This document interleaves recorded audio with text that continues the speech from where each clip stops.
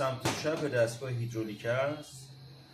من میخوام حالا اینو اسمبل کنم. اومدم نگاه کردم دیدم دستگاه هیدرولیک من تا تابستون استارت نمیخوره.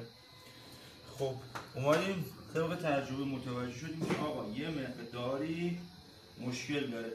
ببینید این فنر قدیم و این هم فنر جدید یه مقداری با هم اختلاف داره و این سوپاپ جدید و این هم سوپاپ قدیم باز هم یه مقداری با هم اختلاف داره.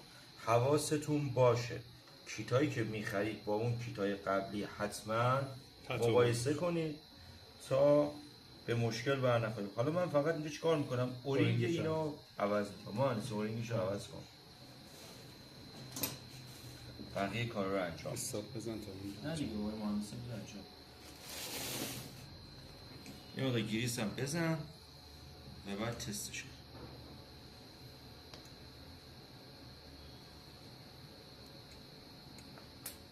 این قسمت اگه از این نگاه کنید من اینو میخوام جا بدم.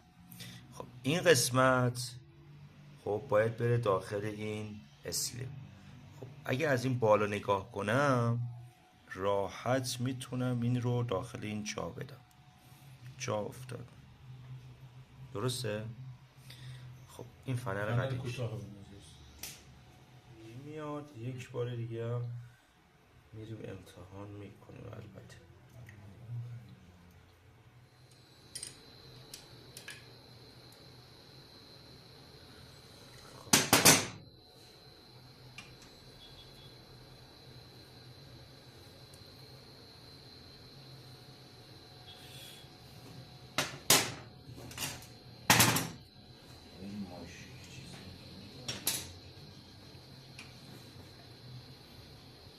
باید